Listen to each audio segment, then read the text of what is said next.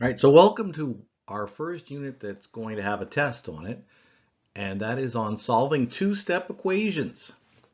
So unit one is on simpler equations, and then more difficult equations are in unit two. We're going to review a bunch of stuff on equations in this unit, plus there's going to be some word problems you haven't seen before, and we'll get to those as we go along. So these are one-step equations. Everyone should be able to solve them. So I always expect that you could do the warm-up without my help. Now, every teacher has their own little differences on how they want equations solved. So this is called solving when you find x, right? Now, this first one is easy enough that you could figure out, right, that blank plus 13 equals 25 and realize that the answer must be 12. But let's go over the procedure we're going to be doing this year. There's a rule that says what? That says you must do everything to both sides of the equal sign. So you do something to one side of an equal sign in an equation, you must do the exact same thing to the other side. So what would you do to both sides here? Well, because it's add 13, we do the inverse. We subtract 13 from both sides of the equal sign. Why? Because we can cross this out, right? X plus 13 minus 13. That's minus 13. Some teachers say that is negative 13. You're subtracting 13 from both sides. And x plus 13 minus 13 is x. So, right, we've got x by itself. And that is your goal in solving equations, to get x by itself on one side of the equal sign. And when x is all by itself, guess what happens? The answer always appears on the other side of the equal sign, assuming you've done everything correctly.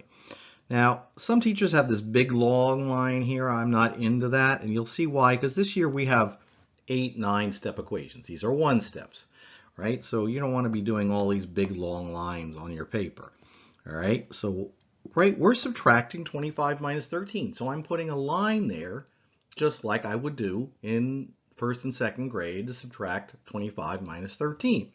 And yes, the answer is x equals 12. All right, so please do the rest of them using that format. So here we're subtracting 4.3, so we're going to add 4.3. Now, those negative 4.3 plus 4.3 is 0. You could write it that way, but no one does. But you do cross this out, because we're going to have complicated equations that you have to keep track of what you've done already, right? These are one steps. I'm trying to get you ready for 8 9 steps. So we're adding 4.3 to one side of the equal sign. That means we have to add 4.3 to the other side of the equal sign. 1 plus 3 is 4. When you're adding, the decimal points get lined up and they go straight down, and we get 19.4 equals x. All right, another thing for me. Leave it that way. There is no reason to be switching this around, and that point should be down there.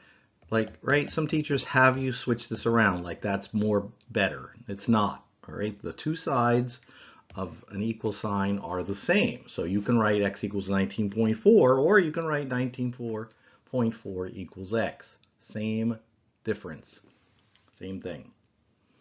All right, so when it's add in the problem, you subtract. When it's subtract in the problem, you add. All right, this is multiply. 2 times x equals 54. What do you do to both sides? When x is being multiplied, you divide. Now, we could write the division symbol like that, but we never do that in algebra. Hardly ever, let's say. All right, we're going to divide that. That's division, that fraction. We're making that a fraction. That's 2 divided by 2, and we're crossing that 2 out. Right? Because 2 times some number divided by 2 turns out to get you right back to x. And so there's x by itself.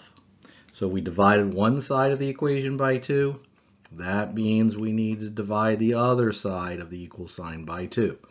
So the answer will actually be 54 divided by 2. Now, the only time, right, notice how I added right in the equation, right? When you're going to be doing 8 9 steps, you don't want to be coming over to the side to do 15.1 plus 4.3. You don't want to be doing that. because it's just going to make a mess on your paper. You want to do it right there in the equation. So you're going to work down in equations. You do not work to the right in equations. Please do not do that. Okay, now this is one time where you're going to want to maybe come to the side. If you can't do 54 divided by 2 in your head, this is called side work. Then you come to the side and go 2 goes into 5 2 times. 2 times 2 is 4. Remainder 1. Bring down the 4. 2 into 14 goes 7. And yes, x equals 27. And also, notice I didn't write x equals 27 and then come over here and write x equals 27 again and circle it. Don't do that. Why? All right, the answer is right there. One more time. So you read this as x divided by 3 equals 14.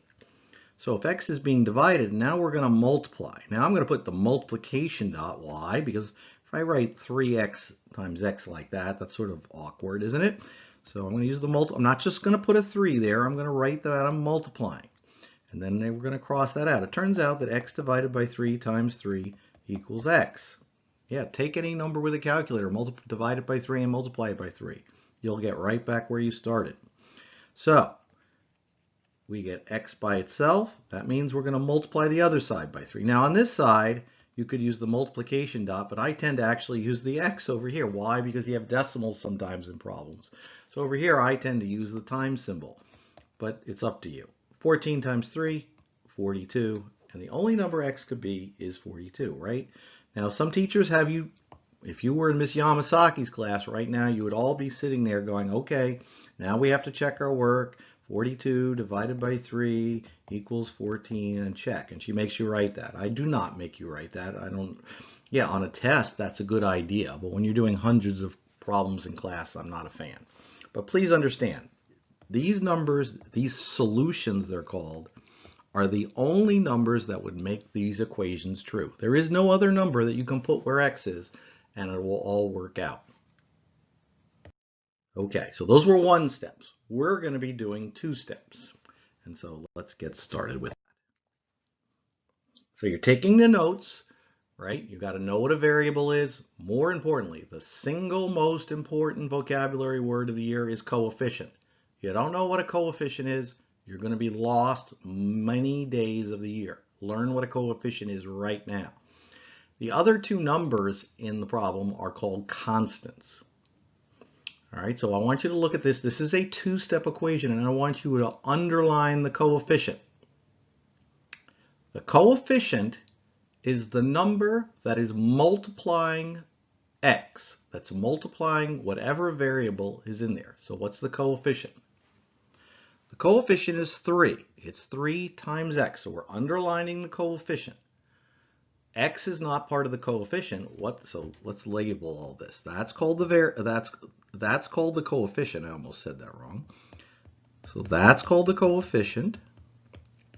X is called the variable, right? Any letter is called the variable. Now, the other 2 numbers, 2 and 14, are called constants. Why? Because they're not multiplying a letter. They're not multiplying x.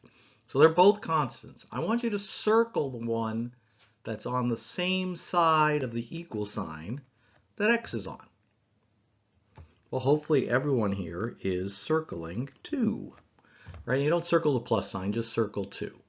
So 3 is the coefficient, 2 is the constant on the same side that x is on. So do the same thing here. I'm moving things around to see if you understand. So the coefficient is 5. That's the number multiplying x. The constant on the same side of the equal sign is 8.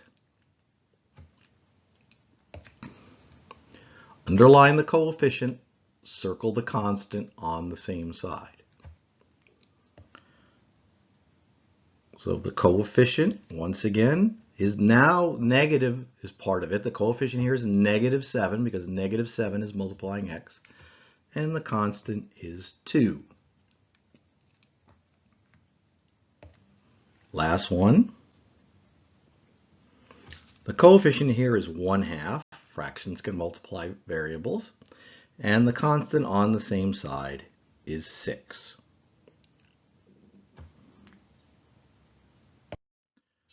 The properties of equality. right? So we learned 3 properties in the last unit. I believe we're only learning 1 in this unit, but this is the most important property of the year. That's the property that says anything you do to one side of an equation must be repeated exactly on the other side of the equation. And we're going to take some time to prove that to you.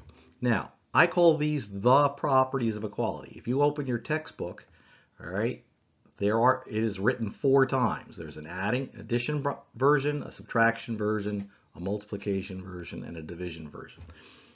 It's all the same thing. It says do it on both sides. So all I want you to write is true or false. Is 4 plus 7 equal to 11? True or false? So hopefully we said true. Now I want you to take that original equation and I want you to subtract 7 from both sides and see what you get. Well, 4 plus 7 minus 7 is 4. 11 minus 7 is 4. So is this equation true? Hopefully you say yes, right? This equation was 11 equals 11. It was true. And the next one is also true. Now we're going to change things up. I'm going to take the original equation and only subtract 7 from one side. Let's see what happens. Right? 4 plus 7 equals 11. 11 minus 7 equals 4. Hopefully we know this is now false. This is why you can't write things on one side. When 6th graders are learning like x plus 7 equals 11, and they write 11, well, 11 minus 7 is 4. I got the right answer. I didn't have to write this over here. Right? That's because they're thinking like a 6th grader. Okay? In algebra, you're going to be doing this whole thing with letters, with no numbers in it at all. Right? You've got to keep track of what you're doing. You're also going to be doing 8, 9-step problems. You've got to keep track of what you're doing. You're going to always write everything on both sides. Okay, so the procedure for a 2-step equation is you're always doing the inverse of the operation that's in the problem. So let's look at that. So our first 2-step is 3x minus 5 equals 7. The first step of a 2-step is get rid of the constant on the same side that x is on. So where's that constant that we circled? Circle it. Right, there it is. That's the constant on the same side that x is on. Right, there's the divider. The equal sign divides the 2 sides.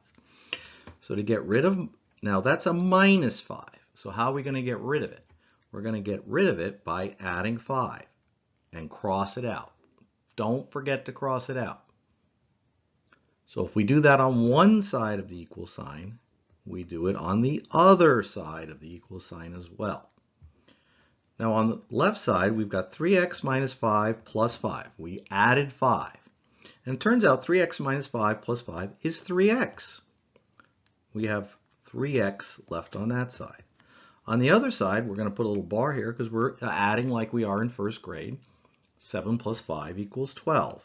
And that is step 1 of a 2-step. Now step 2, so in step 1, first of all, you're always going to be adding or subtracting. And why? That's how you're going to get rid of these constants on the same side as x. In step 2 of a 2-step, you are always multiplying or dividing. So if x is being multiplied by 3, you divide by 3 both sides. And so 3 divided by 3 is 1.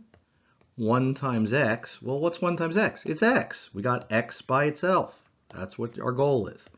Once you get x by itself, the answer, 12 divided by 3 is 4, also known as the solution, is on the other side. That's how I want to see your homework. That's how I want you to do 2 steps. It's preparing, no other way. Not how your 7th grade teacher taught you, not how you want, that way. Why? I'm not flexible on this because I've been doing this now 19 years and I'm trying to get you ready for much more difficult things.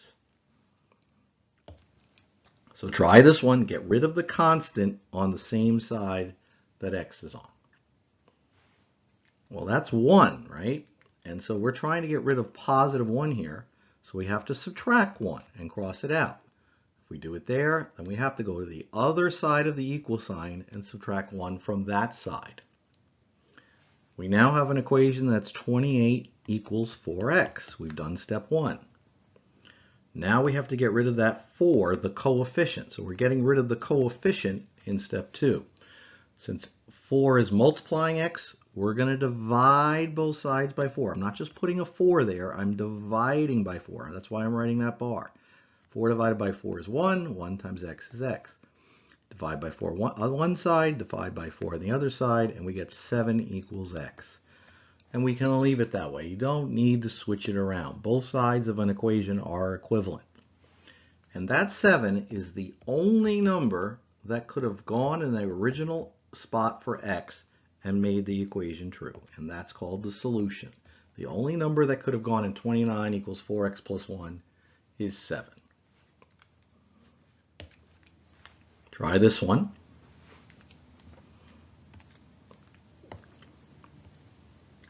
So the constant is 2, but it's minus 2. So we're going to add 2 to both sides of the equation. We get 9 equals x divided by 8. Okay, so now this one's different because x is being divided. So what do we do in step 2? We do the inverse, it's called. We are always doing the inverse of adding is subtracting. The inverse of multiplying is dividing. That's how it works. So x divided by 8, we're multiplying by 8 both sides. The first time you do it, it's always on that side with x, right? X jumps around on different sides. You have to know where it is. So you're trying to get x by itself. You're not trying to get the answer. You're trying to get x all by itself, right? We got rid of the constant. We got rid of the coefficient. This is not a coefficient in this case, by the way, because it's dividing x. But same process. And so then we multiplied one side by 8. We're multiplying the other side by 8. The only number x could be is 72. One more. We're subtracting 6. There's the constant. Now, we're going to talk more about this. But we're subtracting 6 there because it's positive 6. It has nothing to do with this plus sign over there. If this was 6 minus 5x, I'd still be subtracting 6. Right? Because that's positive 6. I have to make that go away. So 6 minus 6 is 0. Right? If I add 6 here, you'd get 12. So we're subtracting 6 from both sides. We get 20 equals plus 5x, but that's the same thing as 5x. Plus signs will always turn into positive signs without you doing any work. That's what's a nice thing about algebra. Okay, and so now we're dividing both sides by 5 because x is being multiplied by 5. That's a coefficient now, and 20 divided by 5 is 4. Okay, and we've solved our first two-step equations. They're going to get way harder. All right, so when you find an answer in math, it's called an equation. The answer to an equation is called the solution. Now, on the last screen, all our solutions were whole numbers. I don't think there were even any negatives. But we're going to have many answers that are fractions this year and decimals. So what do you do then? Well, on this screen, I want you to answer this equation, solve this equation, and it's going to come out as a fraction and a decimal. And I want you to show me any and all answers that you come up with. So let's try adding 7 to both sides. You get 2x equals 19. X is being multiplied by 2, so you divide by 2. Well, how do you say that? First of all, you say that answer is 19 halves. The plural of 1 half is halves, right? If you have 1 cow, it's a calf. If you have 2, those are 2 calves. Same type of plural here. So that's 19 halves, and that is a correct answer. Why? Because it's simplified. All right, so if you have it, make that a mixed number and a decimal. Well, 18 halves is 9, right? So 19 halves must be 9 and 1 extra half. That's also a correct answer, 9 and 1 half. And it says here also give me the decimal, so what's the decimal for 9 and a half? Well, hopefully we all know that 1 half is the same as 5/10, which is the same as 0.5. And so another correct answer is 9.5. All of those are correct. But you can stop at 19 halves this year as long as you're sure it's simplified. And if I didn't ask for the fraction, other parts. So try this one. So we're adding 9 to both sides. 4 plus 9 is 13. 13 equals 6x. Divide both sides by 6. 13/6, is that simplified? Yeah, it is. That's the correct answer. Now 12/6 is 2, right? So 13/6 is 2 and 1 extra sixth. Now, what about those of you who love decimals? Well, if you want to make that a decimal, you're going to have some work to do. I'm going to do it here, right? 6 doesn't go into 1. 1 has a decimal point. You got to bring it straight up. 6 into 10 goes once. 1 times 6, 6. Remainder 4. Bring down a 0. 6 into 40. 6 times. 6 times 6, 36. Remainder 4. Bring down a 0. 6 into 40. 6 times. 6 times 6 is 36. Remainder 4. And you're going to get 6's forever here. And so this is 2.1 with 6 repeating. That's how I like to say that. 2.1 with 6 repeating. And why would you do all this extra work when you can stop at 13/6? Sort of silly. But that's the point of this screen. Don't be so in love with decimals. Fractions can be less work and clearer. We'll go over that this year. So this screen's, right, these notes and this screen are going over your choices as far as fraction and decimal answers. Solve this. I believe it comes out as a fraction. So we're adding 1 to both sides. We get 8x equals 2. Divide both sides by 8. X equals 2/8. Why can't you leave it that way? Fix it. Because 2/8 is not a simplified fraction.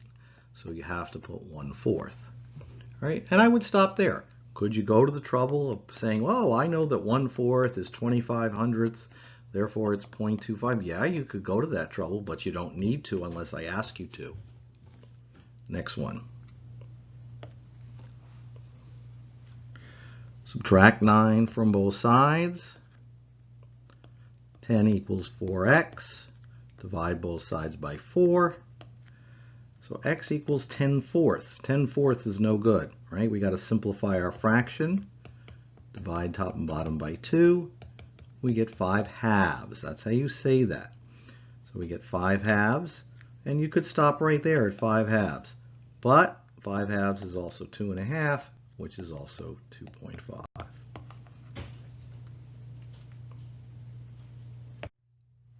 All right. Perimeter. Two sides of a rectangle are both 4 inches long. If the perimeter is 30 inches, write and solve a two-step equation to find the missing lengths. All right, so we know these 4 sides, the perimeter is the length around the whole side, add up to 30. And you could figure out L by doing a little guessing and checking. You don't need an equation, but this is our first word problem that uses a two-step equation. Right? We know that L, plus that L, plus these 4's have to add up to 30. Now, do a little work and make that into a two-step equation. Make it look like all the others. Well, L plus L is 2L. It is. Those are 1 L's, and you add them together, you get 2 L's. And 4 plus 4 is 8. And so that is the two-step equation. So this is what I want in the homework. It says solve a two-step equation to find the missing length. So you write that, and then the math here is easy. 2L equals what? 22. And then divide both sides by 2. And L equals 11. And now this is a word problem. And so there are words that go on your answer. Every time there's a word problem, you write a word, and it's L equals 11 inches. All right, so we're at practice. Do these practice problems, and then check your work. So we're subtracting 3 from both sides. X divided by 4 equals 5. Multiply both sides. Well, that's an X, not an 8. Multiply both sides by 4. X equals 20. Add 7 to both sides. 2x equals 25, divide both sides by 2. Now that's an odd number divided by 2. An even number divided by 2 always comes out nicely. An odd number divided by 2 always makes 1/2 or 0.5. Okay, but any of these are correct. Final question. So please get used to writing equations. The instructions say write and solve a two-step. So you can't do it another way. You haven't done the instructions. So you add up all the sides, and it says the perimeter is 50. We're not finding the perimeter like you did in 6th grade, right? You know the perimeter, you're finding the missing length. And that's the main use of equations you're going to find, is you take problems that you did in 6th and 7th grade and you work backwards, and it's the way to work backwards. So L plus L is, there are two L's. 9 plus 9 is 18. That's our two-step equation. The constant on the same side is 18. We're going to subtract 18. It's on the same side as L instead of X. 2L, we're going to borrow, and we get 32. Divide by 2, and the length here is 16 cm, also known as centimeters, and that's a lot of bumps in there. And so this was a long lesson, but it reviewed a lot of stuff, hopefully you remember, from last year.